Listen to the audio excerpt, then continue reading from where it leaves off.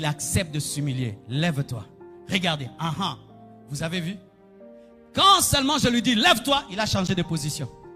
Comment tu dis que tu veux changer? On ne voit aucun changement chez toi.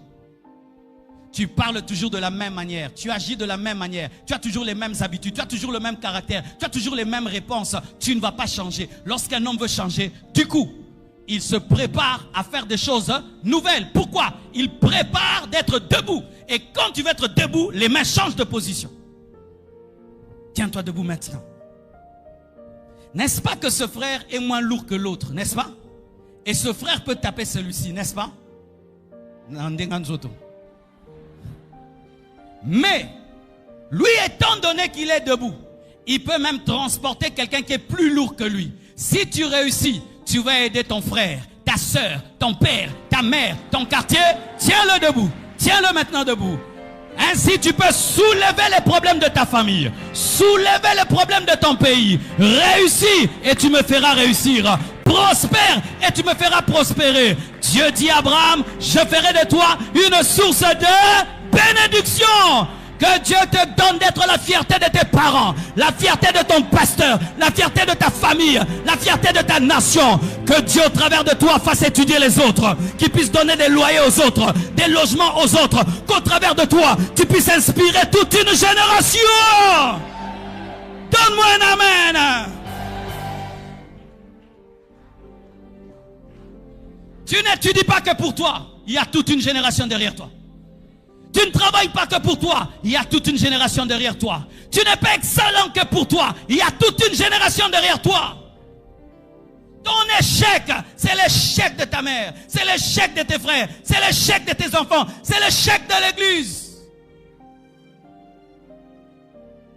Un pasteur des pauvres est pauvre. Une église des pauvres est pauvre. Arrêtez de négliger vos vies. Soyez enragés.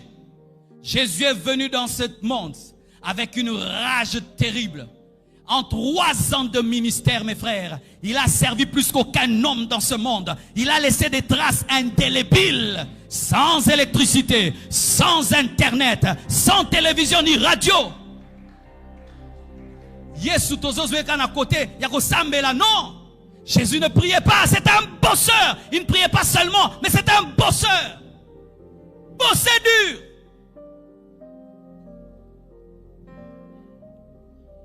Et je t'assure, quand tu réussis dans ta vie et tu fais la joie de tes parents, c'est un bonheur. Si ça ne t'est pas encore arrivé, mon frère, c'est parmi les grands bonheurs de la vie. Où la mère qui t'a engendré, le père qui t'a engendré, un jour, tu lui donnes la joie. Tu lui dis, repose-toi, moi je vais travailler pour toi. Repose-toi. Je m'occupe de toi comme tu t'es occupé de moi. Quand il va te dire, mon fils, que Dieu te bénisse. Même si un sorcier, ça ne marchera pas. Même si un sorcier, ça ne marchera pas. Quand tu commences à négliger tes études, vois le Congo. Quand tu commences à négliger ta vie, vois ta famille, tes frères et sœurs. Vois tes enfants. Et les enfants qui sont en toi.